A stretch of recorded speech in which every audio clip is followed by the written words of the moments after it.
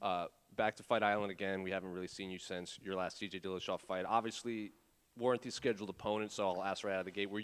How prepared were you when you got this call? Because we had spoken in the past. I think it was before the Aldo Yan fight, and you said you were staying ready just in case that fight didn't happen. So, was it the same case for this? You were just ready to step in, knowing Aljamain might not make it. Yeah, I have been in gyms with like a lot of really, big names for a really long time, and I know that that's like a really easy way to get a title shot is just to, be more prepared than everyone else in the division. So, yeah, that was kind of the idea. Also, I know Sterling had mentioned he wanted to fight in November.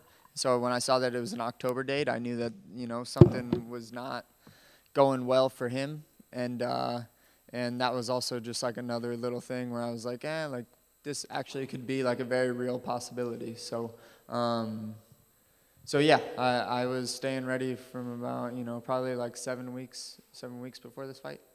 And looking at this matchup, this might be a weird question, but you obviously did a whole camp preparing for Aljamain, and now you're doing a camp to prepare for Yan. You kind of know what Yan doesn't really threaten many takedowns, doesn't threaten much grappling. Is getting ready for Yan easier than preparing for Aljamain, considering we haven't really seen a lot of Yan's grappling and stuff?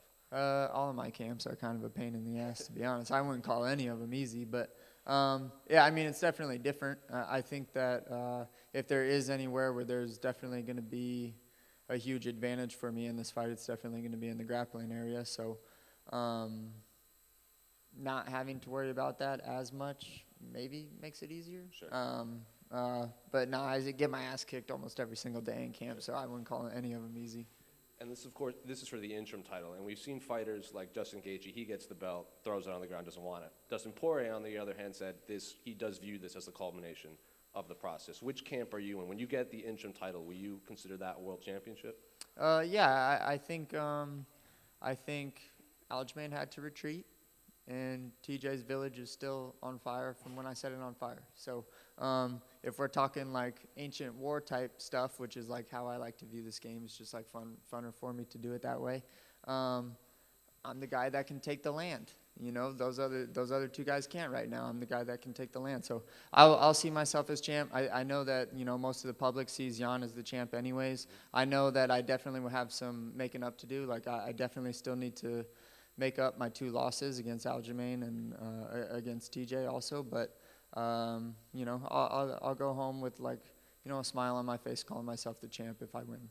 And then finally, Yan had said on the MMA Hour earlier this week that he plans to take you into deep waters, and that's where he will shine. So I would just like a response to that. Yeah, I mean, he tries to do that with everyone, right? Like, that's really no surprise. So, yeah, okay, go ahead.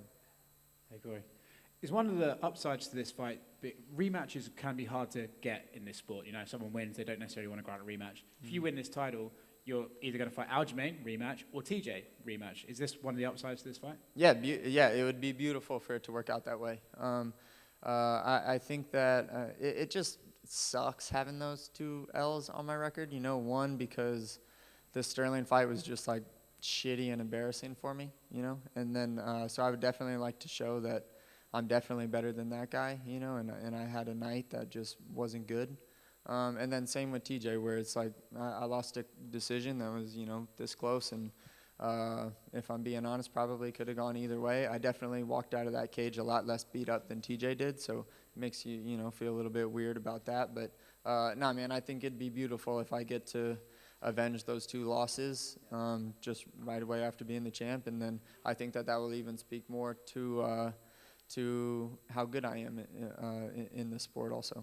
Out of curiosity, I mean, all losses are probably shit, but do you view those 2 differently? Yeah, definitely, man. Like, the Aljamain loss was way more shit. The TJ one was a little bit easier of a pill to swallow just because I know that I beat him up and he didn't beat me up, That makes it a little bit easier of a pill to swallow, but it still sucks losing. You still lose just as much sleep that night. I know you're confident in your abilities. All fighters are. But TJ is considered by some to be the best bantamweight, right? So with the success you had against him, do you look at someone like Yan, who some people perceive to be easier? He's not like an easy fight, but easier. Do you take confidence from your performance against TJ into this one? I definitely gained a lot of confidence in that one, but to be honest, man, I don't go into I go in definitely believing that I can win, but I don't really let confidence sway how hard I train or how hard I'm gonna fight or anything like that, man. Like, I know that all of these guys are dangerous. We're all just men, including myself, and I treat everyone like they can hurt me really bad. And so I would say that I'm definitely confident that I had such a good performance against TJ, and a lot of the stuff that I was working on in training was working against TJ as well. But I definitely am not thinking and overly optimistic about how TJ's skills stack up to Jan's. Last thing for me, Aljamain's the champion, right? And some people look at that in a weird way. But do you think the UFC should have a time limit on when he needs to be ready to defend that belt? Yeah, man, I think that just the way that MMA is set up, it's every 10 pounds. There's not a lot of weight classes. I think if we're talking too long, that's a lot of guys that are just sitting on the bench waiting to accomplish their dream while you're on the bench. Like that is just, yeah, I think that they should set like more clear-cut rules on things like that.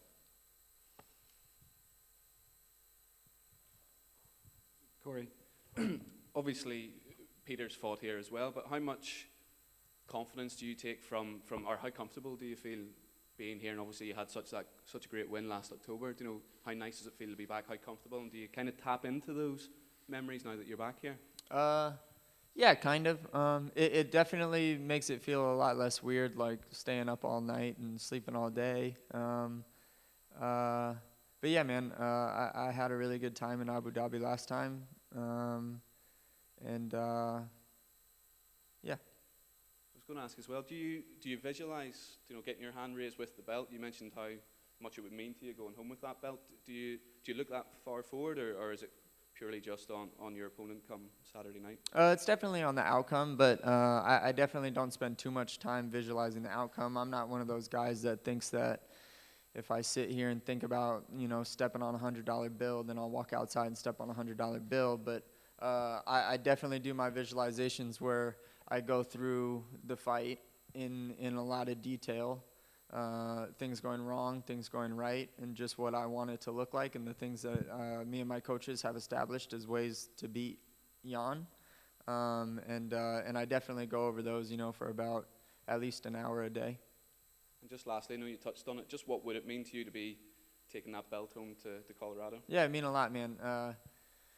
I worked really hard for it, man. Like, I worked really, really hard for it. I didn't do a lot of partying, and it's like years and years of hard work, right? Like, I didn't do a lot of partying in college because I was at practice. I didn't make a lot of friends, in the last few years because I was always at practice. I don't have a lot of the same relationships I had with old friends because of, me working my ass off every single day, and me putting a lot of my energy or all of my energy into becoming a world champ. And I think that that's the only reason I'm sitting here, is because I've been doing that for a really long time now. Thank you. Best of luck. Thanks. Cory, over here. Hi. What's on the line for you in this fight other than the interim belt? What's on the line? I definitely don't want to go home and lose a bunch of sleep over losing again, because losing sucks. That's always what's on the line, though, right? Like, it's either winning or losing, right? Like, a million things can happen in this sport. I just lost my last fight. Now I'm fighting for a world championship. So I don't really think too far of, like, is this good, is this bad? Obviously, winning is better, but losing sucks, man. Like, that's what's always on the line for me, is I hate losing. I hate losing all those nights of sleep. I hate everything about losing, except for, the learning process that usually comes like a month later or whatever. But, yeah, that's always on the line for me, man. I hate losing. So let's imagine if Yan would rematch this weekend with Sterling. So who would win, in your opinion? I think Yan would definitely have won that fight against Sterling for the second time. That's all I think. Okay. Cool. Thanks, guys.